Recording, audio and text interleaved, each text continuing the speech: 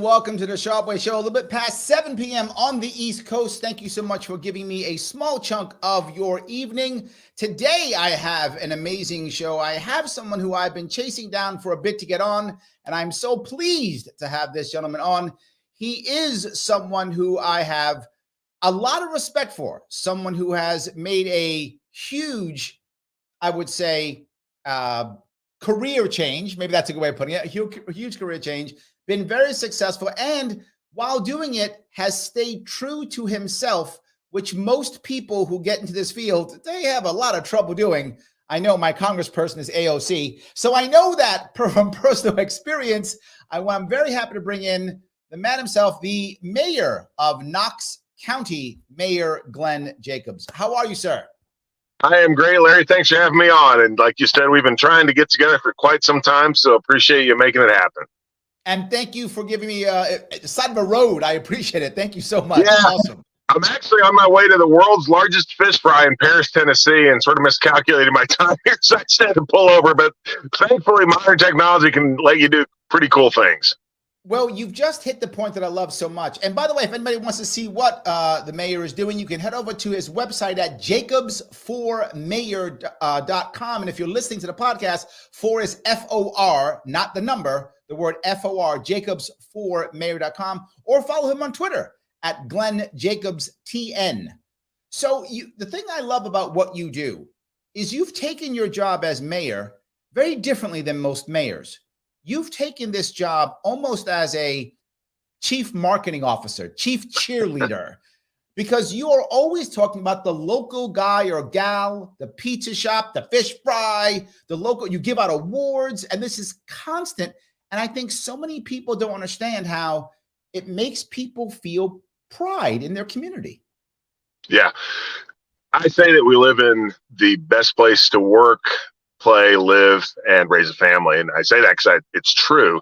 But nevertheless, we have to promote that. And I moved to East Tennessee in 1995. When I moved here, it was a hidden gem. No one really knew about Knoxville. Like, where's Knoxville, right? All they knew that it was the home of the University of Tennessee. Of course, that's changed a lot now, and people realize it's a very desirable place to live. But nevertheless, I think that part of my job is promoting the area. And when you look at business, I mean, small business is the backbone of any community, and certainly it's true here.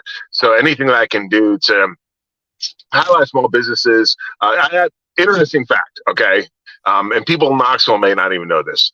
The touchscreen was invented in Knoxville. It's ubiquitous around the world now, but it was invented in Knoxville. There's all these little gems that if I hadn't become mayor, I never would have known. But I think that every community has things like that, right? And in many cases, and of course I have some advantages because of who I am and my former career, but nevertheless, the more that you can talk about those and the more that you can promote your community, the better. And as mayor, who else is in that kind of position? It's the perfect opportunity for that. Absolutely. But look, I'm just going to be very clear. You go out of your way. I had a decent mayor back in the day. 2 in a row actually were decent in New York City. New York City, obviously a very different animal than Knox County. But I had Giuliani and Bloomberg. And those 2 mayors, what they did well, now they were very different type of mayors, but what they both did well is they did a weekly radio show. And I remember that, and I felt more connected. And it was things like they'd call up and say, "Hey, Giuliani, the stop sign's down on 4th Street. Okay, I'll send my guys over." I mean, that kind of thing actually happened, right? Right. Since Bloomberg copied it for a bit, then kind of weaned off. And de Blasio was a terrible mayor, and he just did nothing right, not even that. So he didn't do it at all. But you do even more of that. You not only do you do updates with the people of your area, but you also interview other people. You interview other representatives. That's another level, because usually when the mayor goes on TV or on the radio, it's all about the mayor, right? See, I'm the mayor, I'm the cool guy. It's all about me. But you're actually interviewing and you're putting a spotlight on others. Why would you do that? It seems against what you should do? Well, in that particular case, as far as we've interviewed other folks from other levels of government, the state and federal level, and that's really aimed at high school kids, because unfortunately, civics is not something that is necessarily. It's still kind of there, but not. I don't think it's taught as much as when you and I were in school. So it's really to give those kids a foundation for how government works. And a lot of times, I always say, people look at the federal government, and that's what's on Fox News, that's what's on CNN, and they think that's government. And we're trying to show, and this is really one of my passions, is how much state and local government impact people. And in many cases, it's a much more substantial or substantive impact than what the feds do.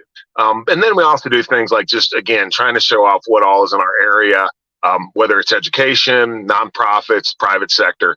And the great thing about that also is it shows that all of us can work together. And to me, there's so many problems that, you and I share a very similar philosophy that government can't solve everything. In fact, what generally happens is government causes a problem or makes a problem bigger. And then it's more government, which causes even bigger problems. And what we need to be doing, I think that's actually one of the most important things that America can do is that convening ability, that ability to get people at the table. And it's not always about like a one size fits all government policy. Often it's working within the community, and those are the people that have the solutions. Well, it's funny because you talk about, people always ask you things like, well, the economy is getting bad, or China, or inflation. Sure. And, you're local, so obviously you can't control inflation, right? Obviously. But you speak about local issues like, hey, what if we have better education? What if we make, growing a business easier? What if we get people more jobs? And you basically use it as, this is how we buffer against inflation. And to be forward, I've never heard another mayor say it like that. Other mayors just go, well, we'll ask the federal government for money, and that's the answer. But you're like, no. If they want to give us money, we'll take it, obviously. But also we can do stuff. And Sure. What made you talk like that versus just copy the rest of the mayors and just beg for money? Because at my heart, I'm a conservative with very, very strong libertarian leanings. And again, I just don't think the government has the answers, especially the federal government. I'm very suspicious in many cases of what the feds do. Now, of course, with the Democrat in the White House, and we're a very Republican area, they like we can turn to them to help us out with stuff. And then you look at something like inflation. I mean, that's caused by the federal government. That's caused by the Federal Reserve. And it was funny when they had one of the COVID bailouts, and I said, look, they shouldn't do this. Now, if they do it, I'm going to fight to make sure that we get money just like everybody else, but they shouldn't do it. And of course, the press sort of excoriated me over that. But nevertheless, that's the truth. And I think, when we look at state and local, to me, and I say all politics is local, right? Well, so much of that is if you can build up your community, you can kind of break those bonds, maybe at least a little bit. Or at least build some resiliency in your own system so that you're not always begging the federal government to come in and bail you out or give you money for whatever this or that. I mean, it's great when they do because, we don't have to pay it directly, although our people pay it indirectly. But nevertheless, it's just, especially nowadays, and, the federal government is just exerting so much more control over everything. I'm a big 10th Amendment person.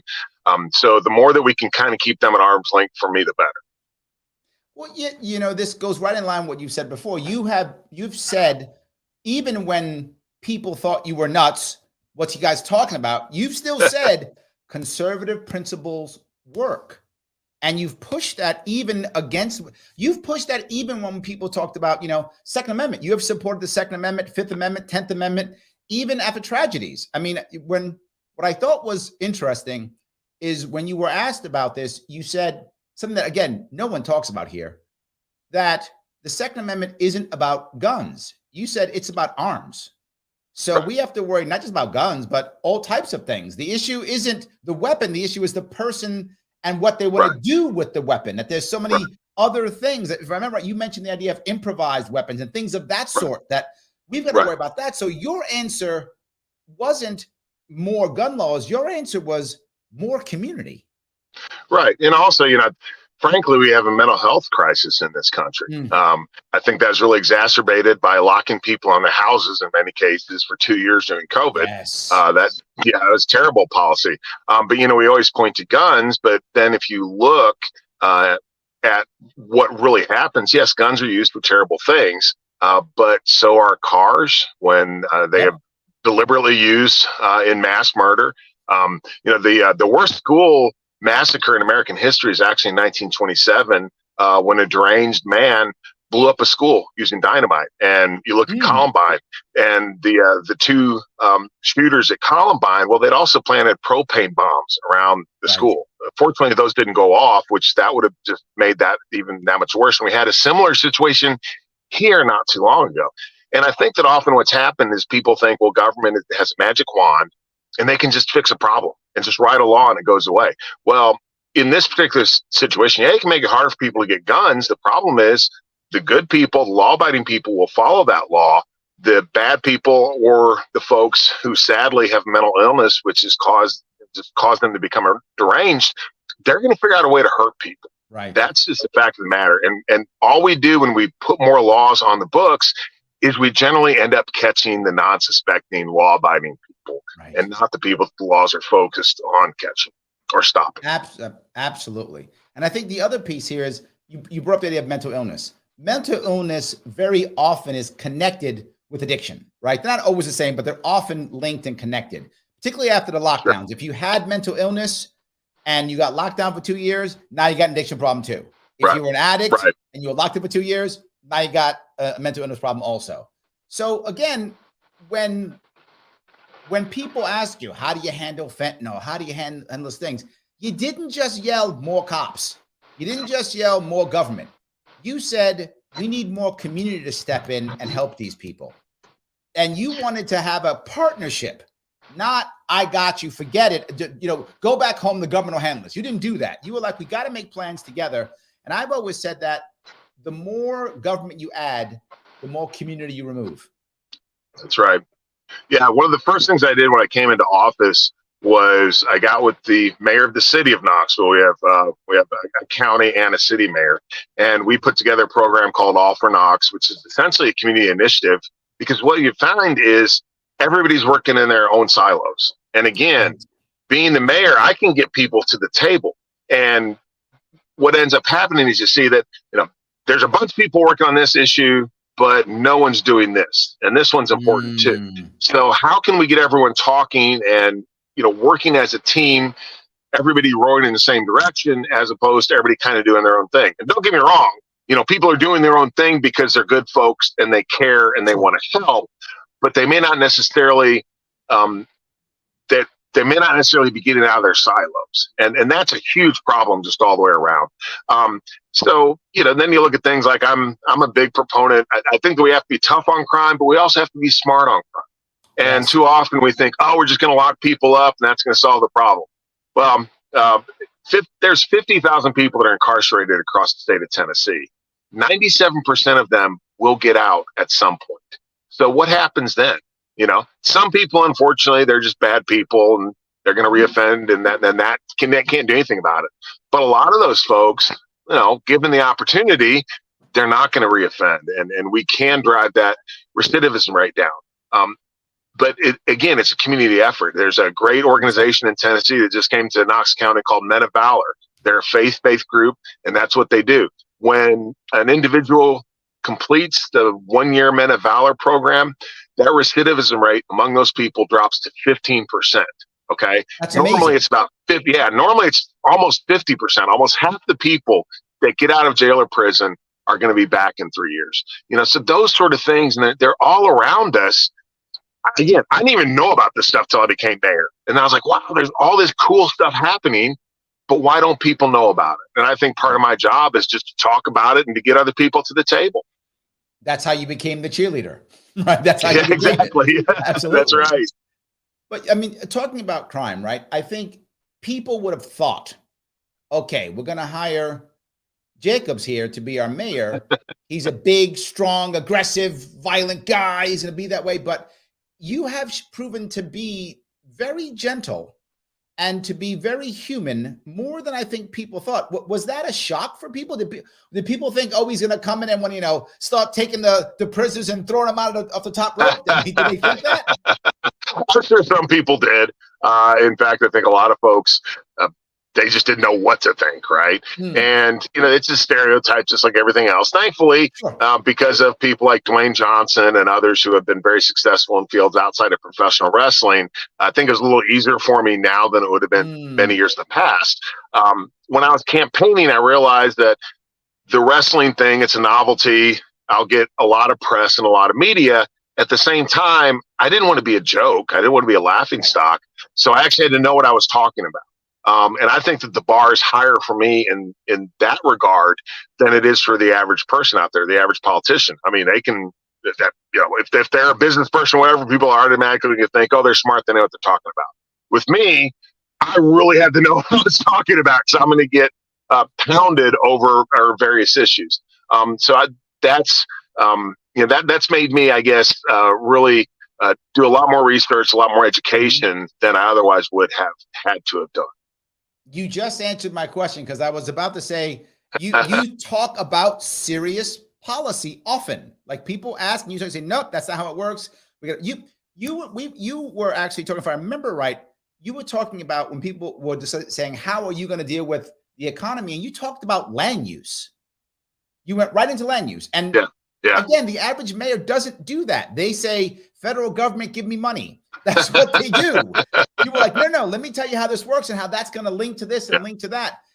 You basically answered my next question, which was that's why you did it, because you were in a world to where they were going to judge you more than somebody else. So you had to be extra savvy.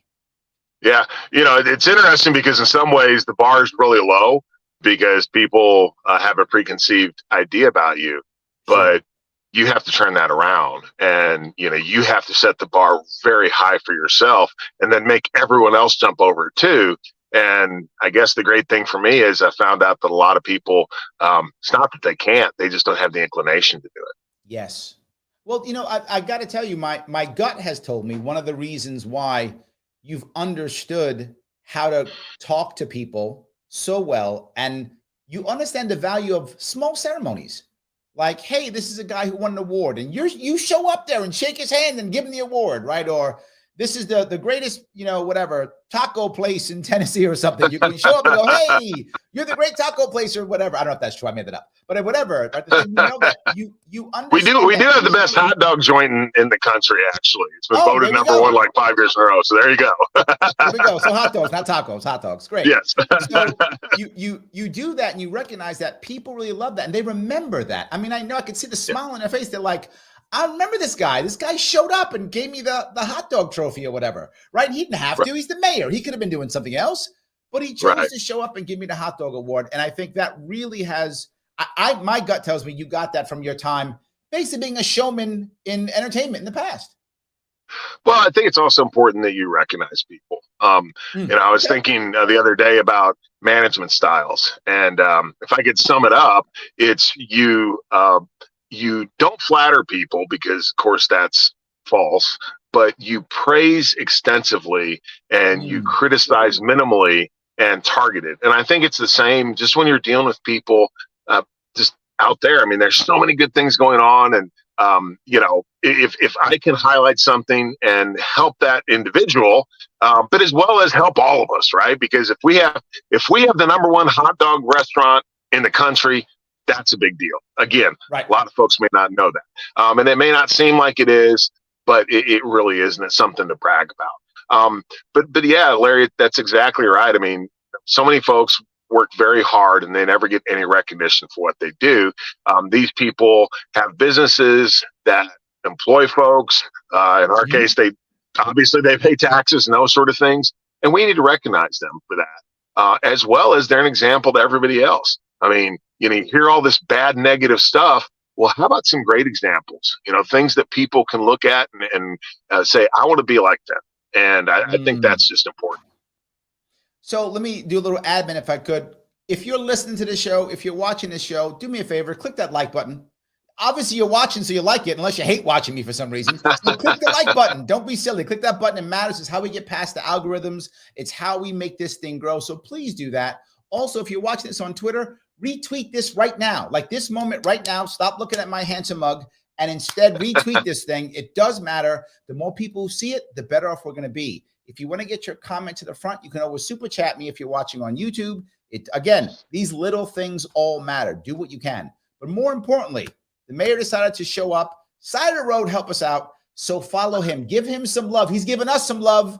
Give him a little bit of love. Head over to jacobs4mayor.com to see what he's doing. See if you want to get involved, particularly if you're in Tennessee. See if you want to get involved.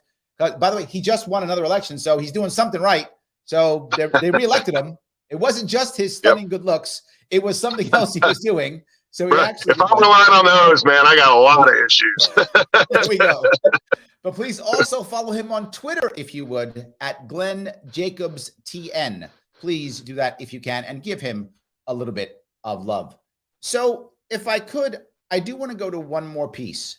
And that is the idea of you not being a tough guy. You said that you're not a tough guy once. And I think people would say, no, this guy's a tough guy. But why did you say that? The head of Knox County's Senior and Veteran Services is a Vietnam veteran, and he was a lieutenant, I believe, in the Army. He might have been a captain, actually. But anyway, he was a squad commander. And on patrol one day, he was shot with an AK-47 and brought in a helicopter to take him out. And he was shot again while he was being airlifted out. Wow. And he almost lost his life, obviously, had a long rehab, came back, is just the most gracious, unassuming person that you would ever meet.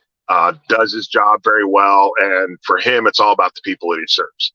I'm not a tough guy, man. I was a fighter, pretended to be a fighter on TV. And I've seen so many people like that, whose names you'll never know because you just don't, but who are infinitely tougher and have been through a lot more than I will ever go through. Those are the real tough guys and gals. Got it. No, I get it. It's funny you say that. When I was in the Marine Corps in the 80s, almost all of my senior leadership were Vietnam veterans. Almost all of them were Vietnam veterans. I was in the 80s, so it's too late. But I mean, most of my leadership were actually veterans. So let me grab a couple of comments if I could. Sam says, wish Glenn was my mayor. Sam, me too. Thanks, Sam. Me too. And I just came off de Blasio. So, oh my God.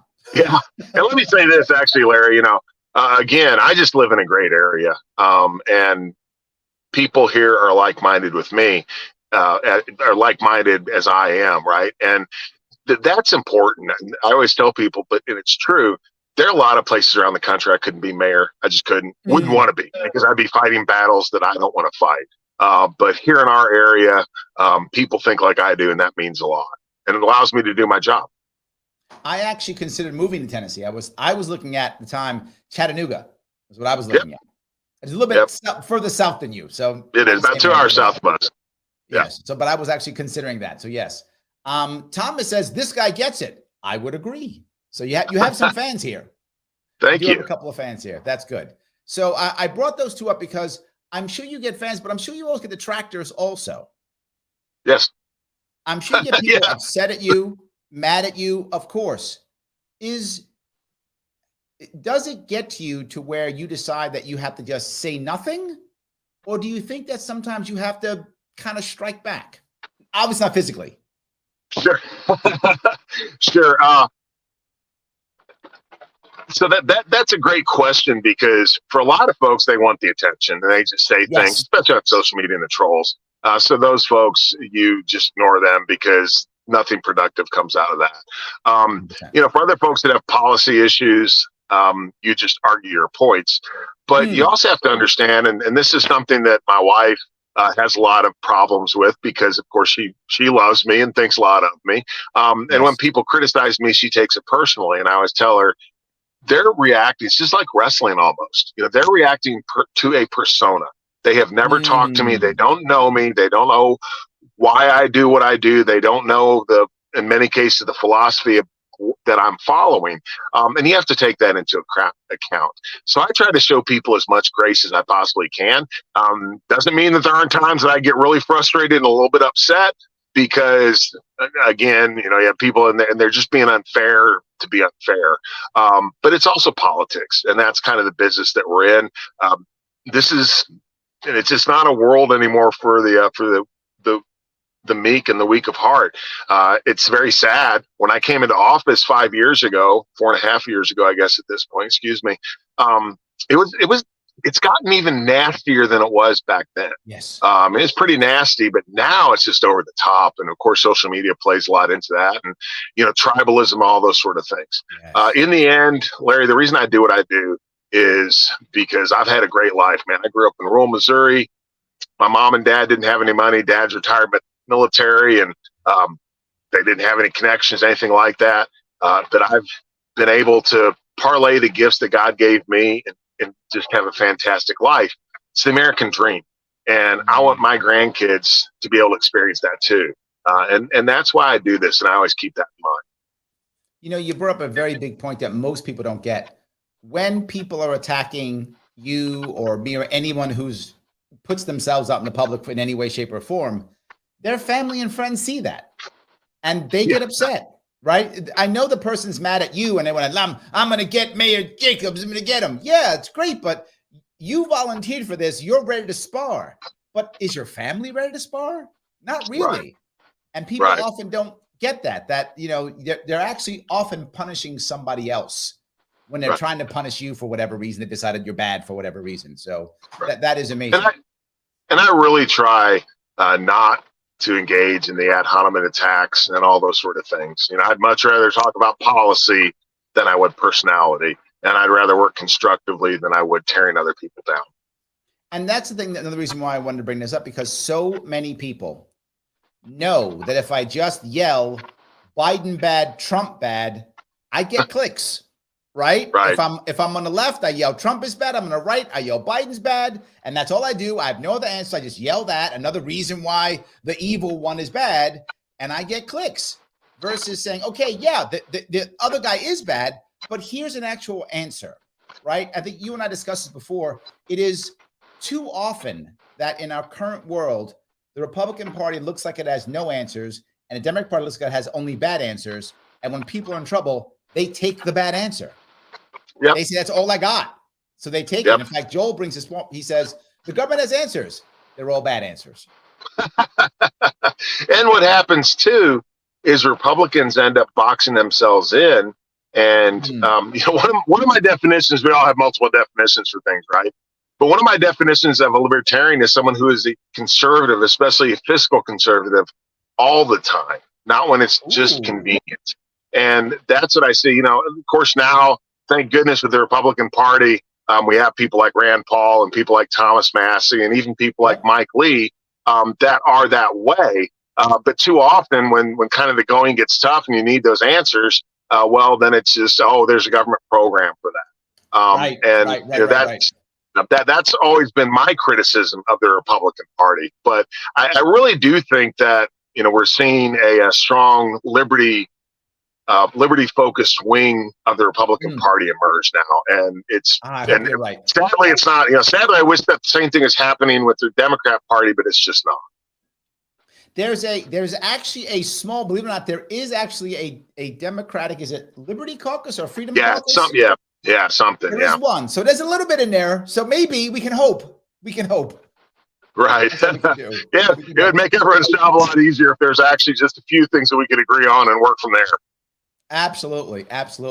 Well, Mayor, I want to say thank you so much for giving me a chunk of your evening. Is there anything you want to bring up before we wrap this up? No, I appreciate it. As we were talking about off air, thank you for your patience because you've had me scheduled a number of times and unfortunately it's changed. So thank you for your patience, but really appreciate having me on and best of luck with whatever you do in the future. And let's do this again sometime when I'm not sitting on the side of the road in a car, okay? I love that idea. Guys, if you like what's going on, then do me a favor, follow the mayor. He gave us some love. Give him some love. Head over there to jacobsformayor.com. See what he's doing. If you're in Tennessee, give him some love. Can you show up? Can you help him out? Can you get behind him? Somebody? Can you join his team? If you can do that, go ahead. or just follow him on Twitter, Glenn Jacobs TN. Guys, we'll say thank you so much for this evening. I appreciate all the time you gave me. I will see you all very soon.